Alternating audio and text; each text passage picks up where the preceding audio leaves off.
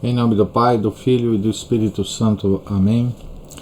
Ave Maria, cheia de graça, o Senhor é convosco. Bendita sois vós entre as mulheres, e bendito é o fruto do vosso ventre, Jesus. Santa Maria, Mãe de Deus, rogai por nós, pecadores, agora e na hora de nossa morte. Amém. São Felipe Neri, rogai por nós.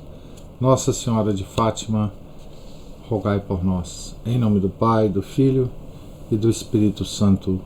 Amém. Então,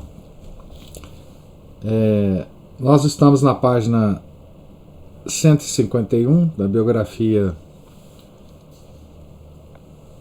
do padre Joseph Rosner sobre Paulo de Tarso. Ontem nós passamos com Paulo e Barnabé por Listra. Vimos o encontro de Paulo com o seu discípulo preferido, né, Timóteo, em Listra. E os dois apóstolos tiveram que sair correndo lá de Listra pela perseguição que alguns judeus de Icônio articularam em Listra contra os apóstolos. E agora nós vamos encontrá-los em Derbe. Mais uma vez, esse leito transformava-se no ponto de partida de uma extensa atividade. A comunidade cristã de Derbe, como as 3 outras da Galácia, nasceu entre dores. É possível que o apóstolo faça alusão a esse parto espiritual quando escreve, mais tarde, aos Gálatas, ameaçados na sua fé pelas maquinações judaicas. Abre aspas. Filhinhos meus, por quem sinto de novo as dores de parto, até que Cristo se forme em vós. Gálatas 4, versículo 19. Foi sem dúvida um trabalho gigantesco e doloroso arrancar essa gente da superstição, do culto da lua e das estrelas, e conduzi-la à liberdade dos filhos de Deus. Um esforço tão doloroso como o da mãe que dá à luz um filho, arrancando as trevas do seu seio. Se alguém se sentisse tentado a ver em São Paulo um zelador fanático, deveria reler, à luz dessa passagem, a Epístola aos Gálatas. Sentir-se-ia profundamente comovido com a viva luta dessa alma que se entrega com um ardor inflamado e se desfaz em amor, e compreenderia então a profunda dor que irrompe na Epístola aos Gálatas. É o grito da mãe a quem quer arrancar o que tem de mais querido, o filho das suas entranhas. Filhinhos meus, né? Como São Paulo se refere aos Gálatas, né? Filhinhos meus. Em Derbe, a atividade de Paulo prosseguiu pelo menos durante 1 ano, estendendo-se provavelmente aos vales próximos que rodeiam o lago de Acgol e a antiga Heracleia. As relações com Listra, Icônio e Antioquia não se interromperam, porém, no que dizia respeito ao trabalho apostólico. E Timóteo deve ter sido um mensageiro de grande utilidade nesse serviço, conforme o brilhante testemunho que deram dele as comunidades quando Paulo voltou a passar por lá mais tarde. Atos 16, versículo 2.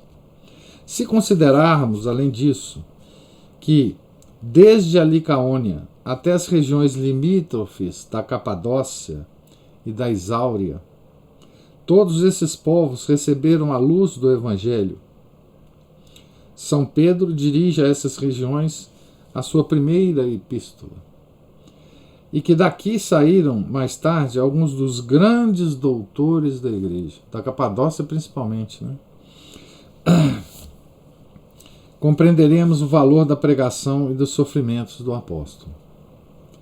Ele próprio atribui grande importância a esses sofrimentos, designando-os como um complemento da paixão de Cristo pelo seu corpo, a igreja. Colossenses capítulo 1, versículo 24. Todavia, o triste destino da igreja da Galácia constitui um aviso terrivelmente grave para os cristãos de todos os tempos.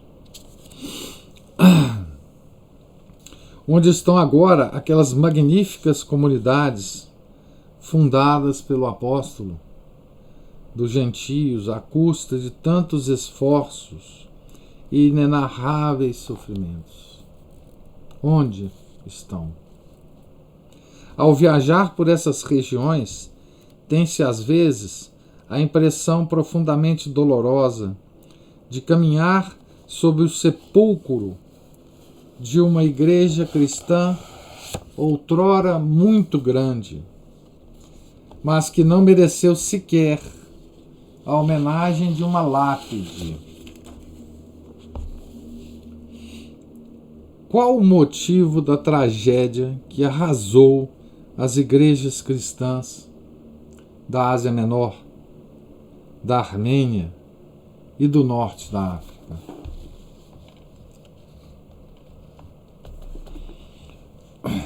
O principal motivo é, sem dúvida, o fato de se terem desviado do caminho traçado por Cristo e pelo seu grande apóstolo, lançando ao vento as exortações da Epístola aos Gálatas e fazendo pouco caso das ameaças dirigidas por São João no Apocalipse às comunidades da Ásia Menor.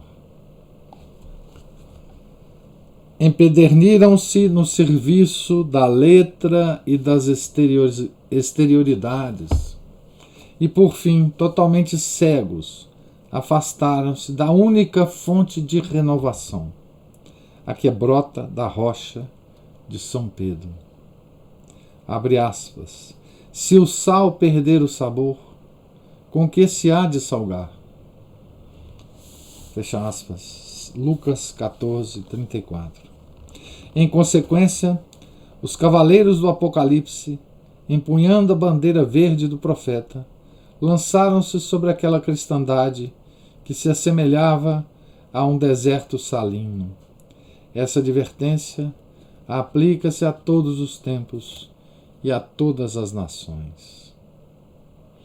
Aqui, significativamente, né, tem uma foto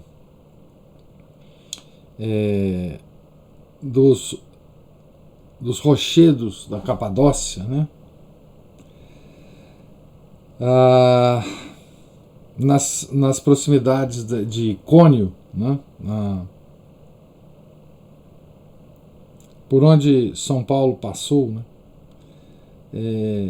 Um pouco para simbolizar, né, a esterilidade depois que essa região chegou, né? Aqui mostra, né? Os cristãos construíram casas e igrejas rupestres para se refugiarem das perseguições movidas pelos romanos e mais tarde pelos turcos. Muitas dessas grutas, chamadas cavernas de São Paulo, continuam habitadas até hoje e são decoradas no interior com afrescos e pinturas, na maioria de origem armênia. Aqui tem uma foto, né, desses rochedos com essas casas, né, escavadas do rochedo. que mostra uma certa esterilidade, né, a qual caiu essas igrejas, né? Veja essa região que foi tão amada por São Paulo, né? A região dos Gálatas, né? Que mereceu uma carta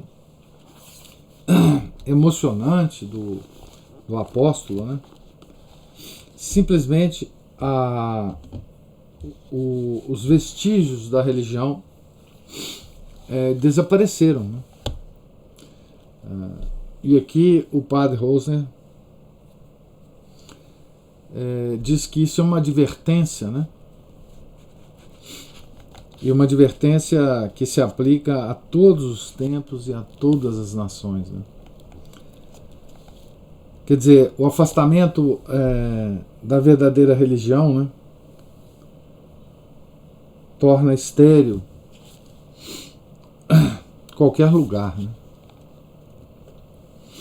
Tinham decorrido cerca de 4 anos desde que Barnabé e Paulo haviam deixado a igreja-mãe da Síria, ou seja, a Antioquia, né, da Síria. Nas horas difíceis, devem ter suspirado com muita frequência pelos seus irmãos, a quem só raramente poderiam enviar algum sinal de vida por intermédio de um viajante ou condutor de caravanas.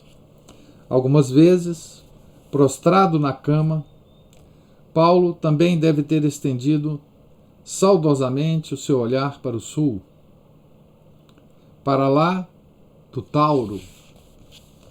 A apenas 200 quilômetros de distância ficava Tarso, a sua cidade natal, onde tantas vezes tinha olhado para o norte, sonhando com essas aventuras em que agora estava envolvido, enquanto a espada do Messias profetizado cintilava diante de seu espírito.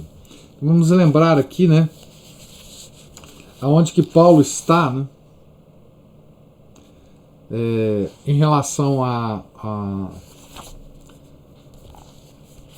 sua cidade, né? Aqui tem um mapa dessa viagem. Deixa eu pegar o mapa original, porque aqui já é o mapa da viagem de volta.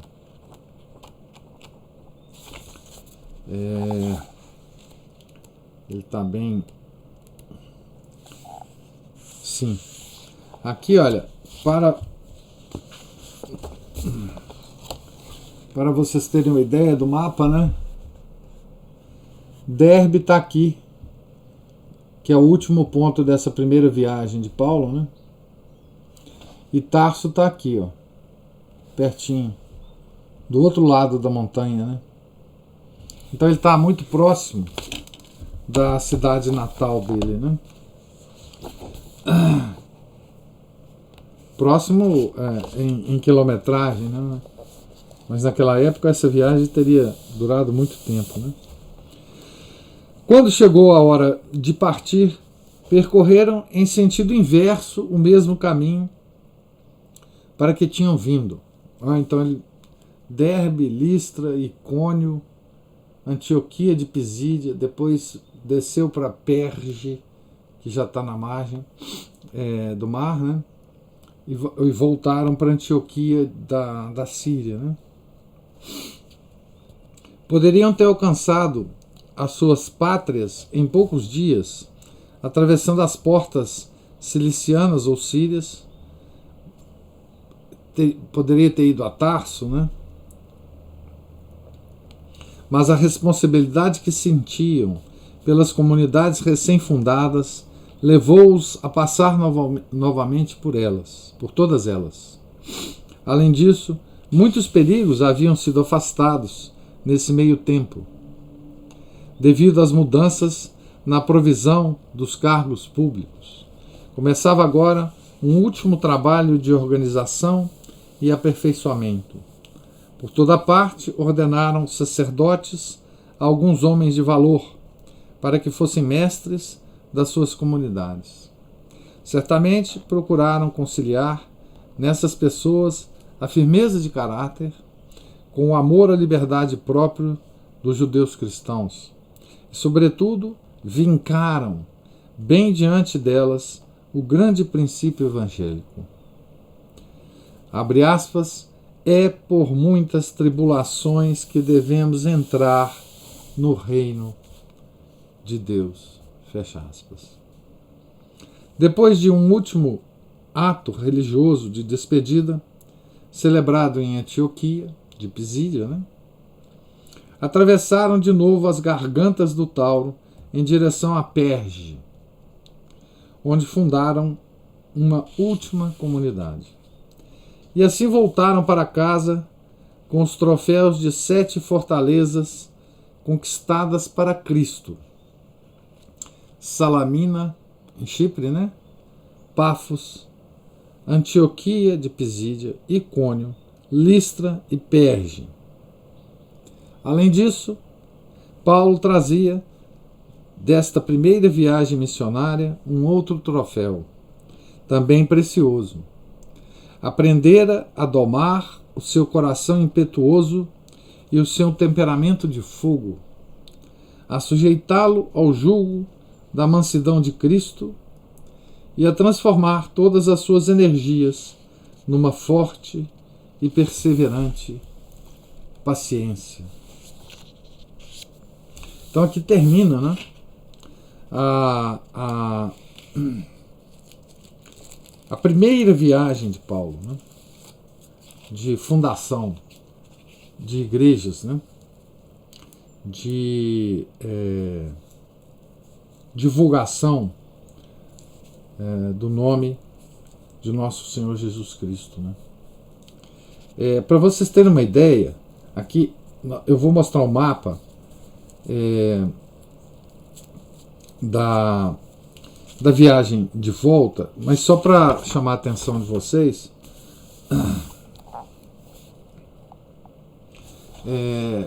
quão próximo ele está, ou ele chegou,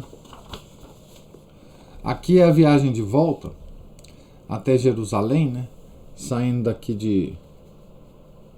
de Derbe, voltando até Jerusalém. Mas Derbe está aqui, e a região da Capadócia, a grande região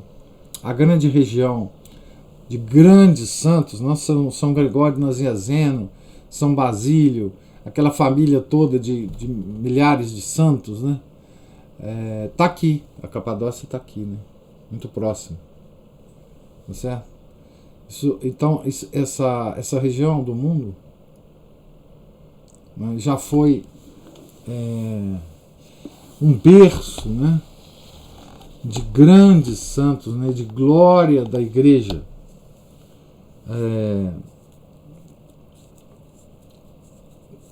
enfim, que foi perdida, pelas vicissitudes da história e pela fraqueza dos cristãos, Então aqui nós começamos o capítulo 4, que tem como título A Luta pela Liberdade. Aí a Juliana está colocando aí um mapinha. A Luta pela Liberdade. E olha que título interessante desse item, agora que nós vamos começar a ler, Moisés ou Cristo?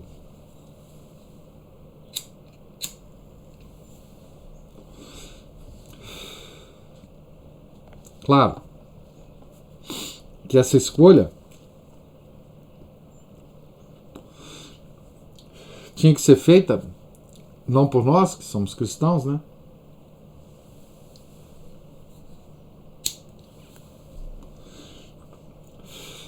mas pelos judeus, escolher a velha lei ou a nova lei, trazida por Cristo, Então aqui ele dá como referência desse item o capítulo 14 dos Atos, E ainda com o bramido atroador das cataratas do Tauro nos ouvidos. Paulo e Barnabé regressaram à cidade do Oronte no ano de 48, depois de quase 4 anos de ausência, atravessando a Seleucia, agora já pertinho de Antioquia, né?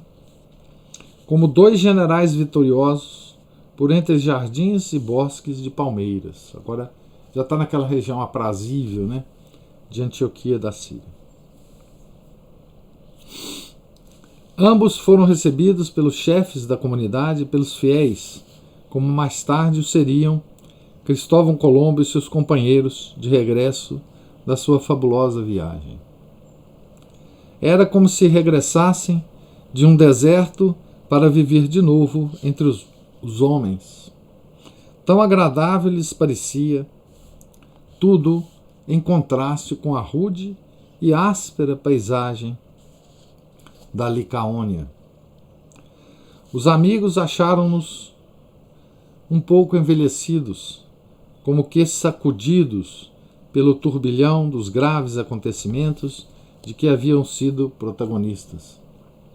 De onde provinham as cicatrizes que Paulo trazia no rosto? Perguntariam. Fizeram-lhes bem o amor e a compreensão com que foram recebidos.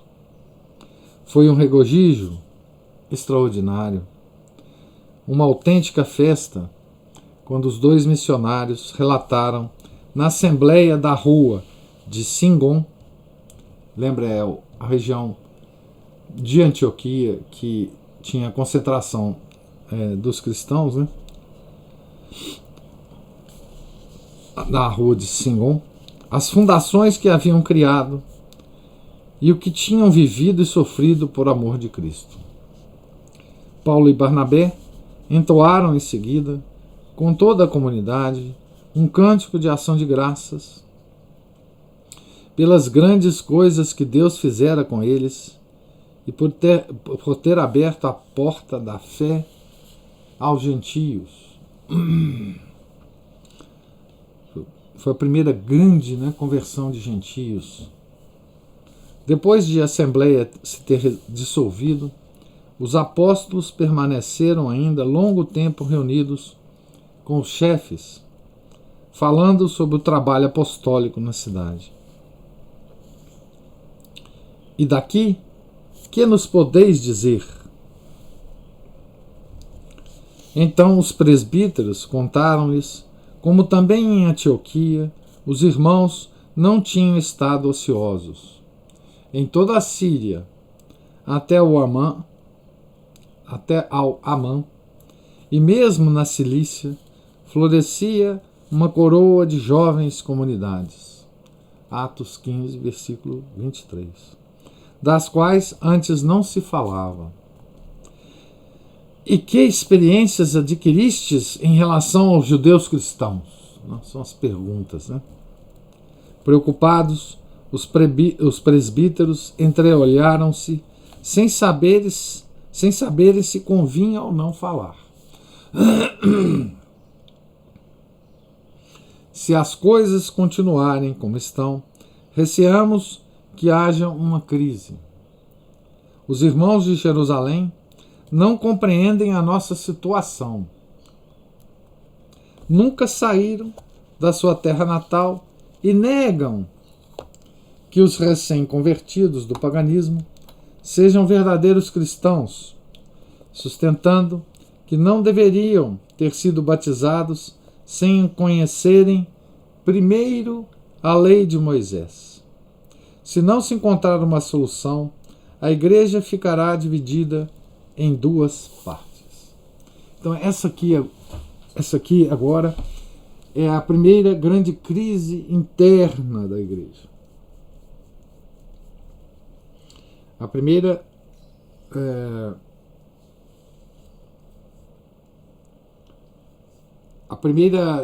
digamos assim, divisão conceitual, né, do que seria o cristianismo, né? Ou seja, seria o cristianismo uma religião completamente independente do judaísmo ou não, né? Por isso o título, né? Moisés ou Cristo. Então, essa é a informação que Paulo e Barnabé recebem, né? Em Antioquia da Síria. O que vai fazê-los ir a Jerusalém, né? Era a primeira gota de fel que caía no cálice da alegria. Paulo sentiu uma grande ameaça pairar sobre a sua obra. Se essa corrente de opinião triunfasse, todo o seu trabalho seria baldado, ou então haveria um cisma. Surgia agora em toda a sua intensidade o problema que tanto havia receado. Com os prosélitos, os que se tinham convertido ao judaísmo, antes de receberem o batismo, não havia dificuldade.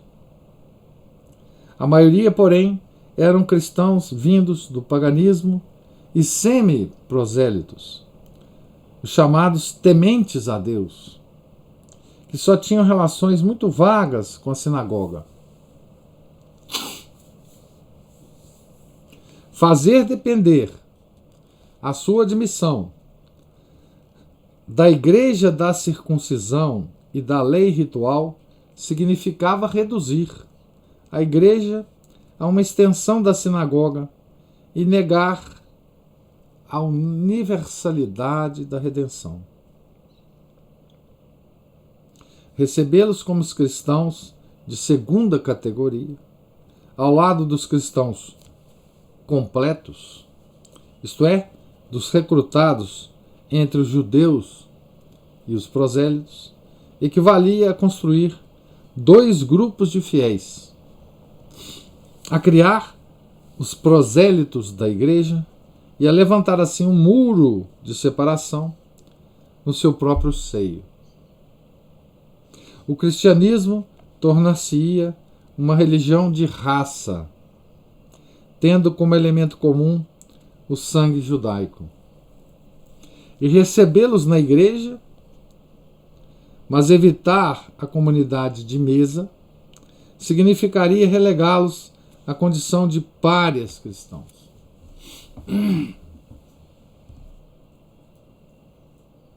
Tratava-se, pois, de um problema simultaneamente religioso e social.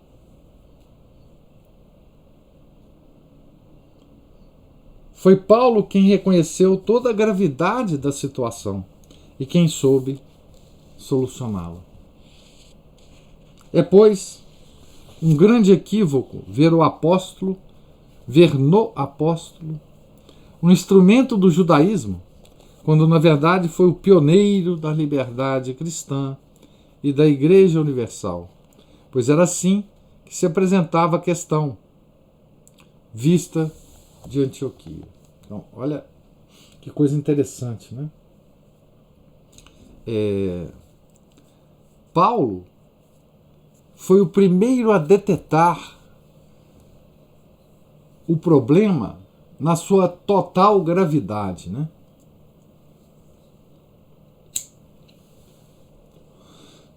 Ou seja, a se respeitar, né?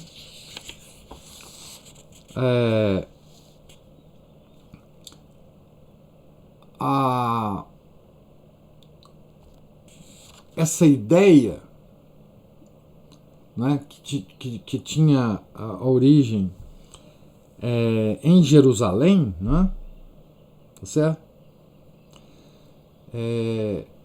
A igreja seria um apêndice do judaísmo. Né? E daí o cristianismo continuaria sendo uma religião de raça. Né? Não se espalharia pelo mundo. E Paulo percebeu toda a questão na sua profundidade completa. Né?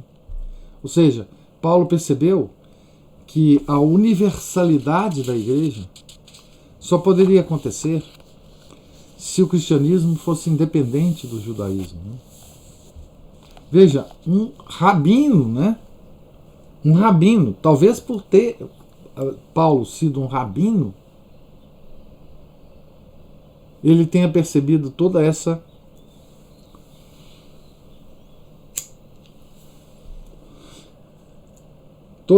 a grandiosidade do problema, né?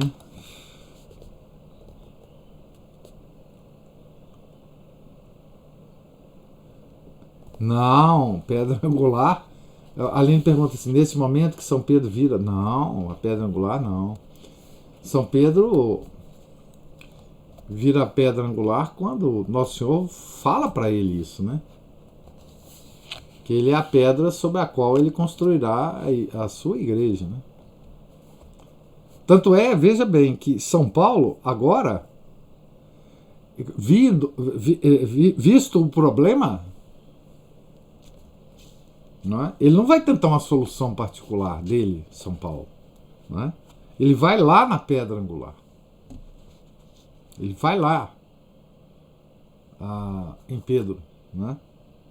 Nós vamos ver como é que isso vai desenrolar. Né?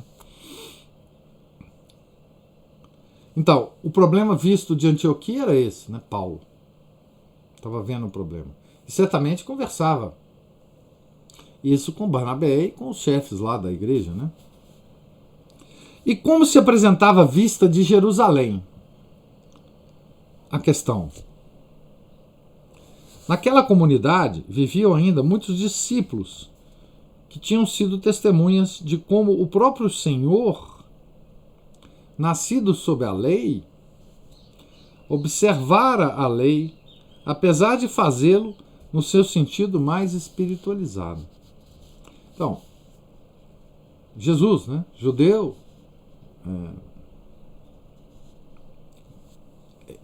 ele era herdeiro, como homem, né, ele era herdeiro de toda a tradição judaica, né, que o tinham ouvido dizer que não viera anular a lei, mas dar-lhe cumprimento, e que não deixaria de cumprir nem um iota dela. Para esses discípulos, as prescrições alimentares, os preceitos relativos à santificação do sábado e à preservação da impureza pagã, simbolizada e assegurada pelo rito da circuncisão, pertenciam à mais bela herança de seus pais e era necessário conservá-los. Viam no cristianismo a forma mais sublimada dos seus antigos costumes, a mais bela inflorescência do judaísmo, e perguntavam-se como poderia essa nobre raça, que dera ao mundo o que havia de mais precioso, estar condenada a morrer de repente, depois de ter produzido o seu fruto mais sublime? Muitos pensavam assim, mas não os primeiros apóstolos. Então veja, gente, que esse é um problema real. Nós não estamos tratando aqui de problemas imaginários. Tá certo? Esse é um problema absolutamente real. E um problema grave, difícil de resolver. Não é? Porque, de fato, as duas partes tinham razão de pensar como pensavam. Né? Veja que os problemas humanos, né, os grandes problemas humanos, têm essa característica. Né? Eles são problemas razoáveis. São raciocínios razoáveis, não é? E posições aparentemente inconciliáveis. Tá certo? Segundo o testemunho inequívoco dos Atos, os antigos apóstolos não representavam nem definiam qualquer particularismo estreito. Se já a religião do Antigo Testamento, representada pelos profetas, não era uma religião nacional, se o próprio Jesus anunciara a universalidade da sua doutrina e o apostolado universal dos seus 12 discípulos, não podemos admitir que a comunidade primitiva de Jerusalém tivesse esquecido tudo isso e não fosse capaz de ver além dos limites do judaísmo. O profeta Joel havia proclamado que a festa de Pentecostes teria um profundo significado para todos os povos do mundo. E Jesus, que não quisera trazer a salvação na sua pessoa, prescindindo da história anterior, apresentara-se, no entanto, como consumador da promessa de redenção dirigida a todas as nações. Da mesma forma, a igreja fundada por ele deveria transmitir essa mensagem a todo o gênero humano. A dificuldade consistia no seguinte: o ressuscitado ordenara que os apóstolos comunicassem a grande nova a todos os povos, mas não indicara quais as condições em que os pagãos poderiam ser admitidos na igreja.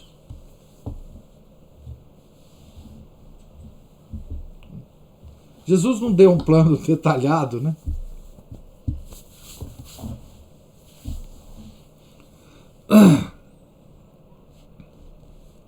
Permaneciam na sombra as circunstâncias em que teriam de realizar essa missão.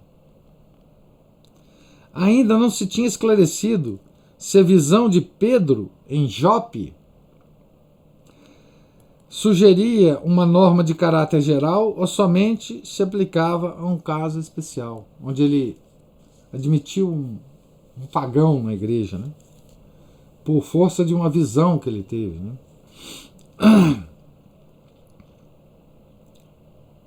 A comunidade de Jerusalém admitia a segunda hipótese e não seria razoável julgá-la com demasiada severidade por isso.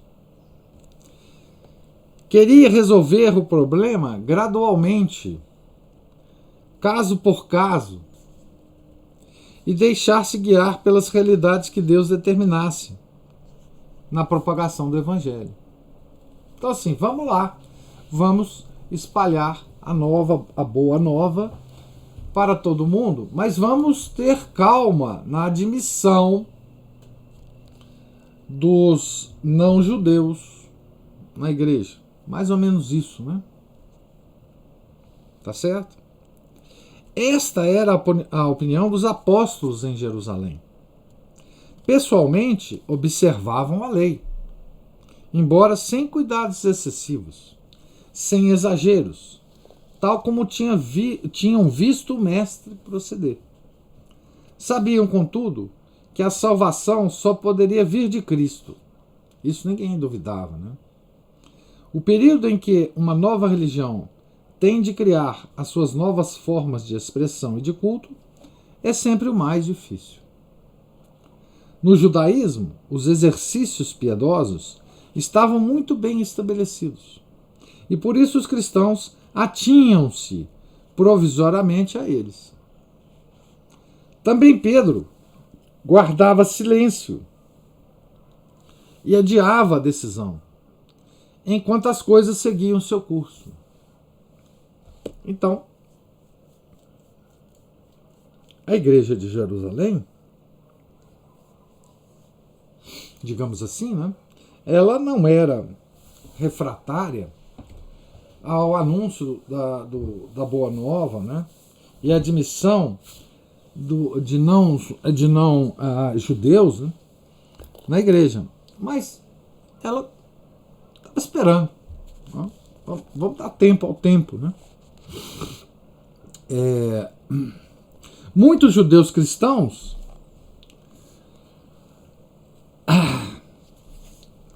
recentemente convertidos do farisaísmo, divergiam, porém, desse prudente ponto de vista.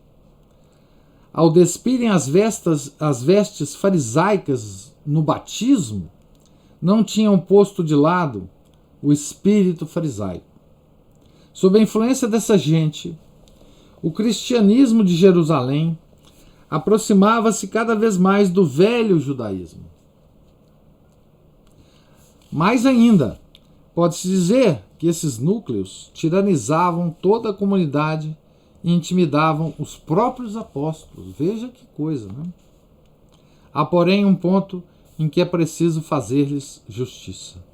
Mesmo nos períodos de pior confusão, nunca rebaixaram o Deus da revelação do Antigo Testamento ao ponto de fazerem dele um Deus dos judeus ou um Deus racial.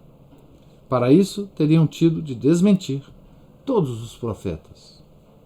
O seu erro fundamental consistia antes em acreditar que os pagãos poderiam fazer parte do reino, mas não em pé de igualdade com os judeus. Embora aceitassem Deus como o Deus dos pagãos e o seu Messias como rei de toda a humanidade. Concordavam generosamente em partilhar com os pagãos o monoteísmo e a lei moral, mas pensavam que a esperança messiânica constituía uma herança particular do seu povo. Só os descendentes de Abraão, ou os que sujeitassem à circuncisão e se integrassem no povo eleito, poderiam ser cidadãos plenos do reino. A lei e a circuncisão proporcionariam a salvação como se fossem uma espécie de sacramentos. O sangue e a lei ritual seriam os agentes portadores das bênçãos de Cristo. E o cristianismo seria fundamentalmente um arremate à coroa e o ponto culminante do judaísmo. Desta maneira, punha-se em dúvida a própria substância do cristianismo, a redenção e a mediação da salvação levadas a cabo exclusivamente por intermédio de Cristo. Então, eis aqui a questão. Tá certo? Eis aqui a questão. Bem explicada, né? Tá certo? Eu vou... Não, a Aline pergunta, os ortodoxos são assim? Não. Não são. A questão dos ortodoxos é outra. A questão dos ortodoxos é a aceitação do Papa como... Então, nós vamos parar aqui na página 157 do livro, no penúltimo parágrafo da página. E amanhã, se Deus quiser, a gente continua. Amanhã eu vou ler, talvez, esse último parágrafo de novo, para a gente continuar com a visão bem clara dessa situação, né? Da qual Paulo ficou consciente, absolutamente consciente, né? Quando ele voltou a Antioquia. E a igreja de Antioquia, né, mencionou esse problema para ele. Provavelmente a igreja de Antioquia, que tinha sido fundada por Paulo, teria sido alertada, né, desse problema, né, por quem estava vindo de Jerusalém, né, e comparava a situação de Jerusalém com a situação de Antioquia e falava, opa, tem um problema aqui. Lá, eles pensam assim, aqui vocês estão pensando desse jeito. Né? Então, eles contaram isso para Paulo, e aí o Paulo percebeu todo o problema. Né? E mais, né? Ele percebeu que o problema tinha que ser resolvido rapidamente. Ele não podia esperar, né? Não se podia mais esperar que que não se podia mais dar tempo ao tempo, né? O tempo da resolução desse problema tinha chegado, né? Nós vamos ver o que Paulo vai fazer, né? Com essa situação que ele tem nas mãos, né? Então veja, mais uma vez, né?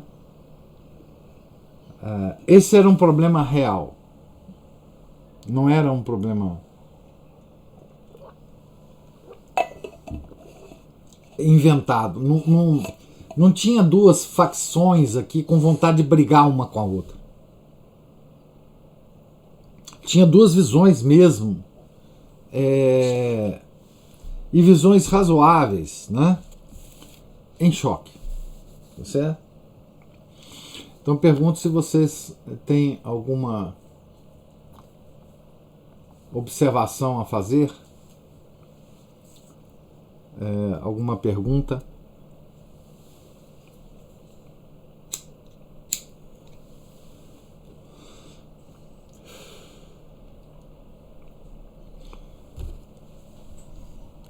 Então, não tendo,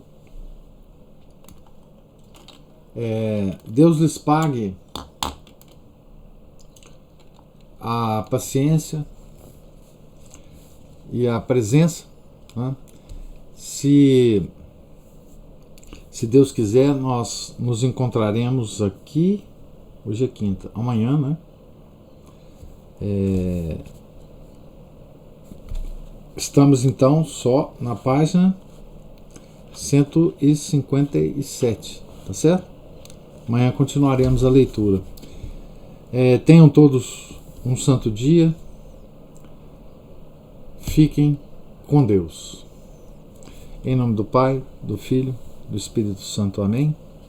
Ave Maria, cheia de graça, o Senhor é convosco.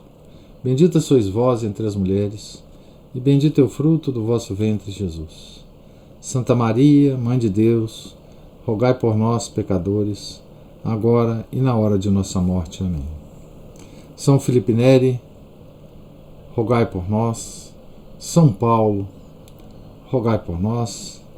São Pedro, rogai por nós. São Barnabé, rogai por nós. Nossa Senhora de Fátima, rogai por nós. Em nome do Pai, do Filho e do Espírito Santo. Amém.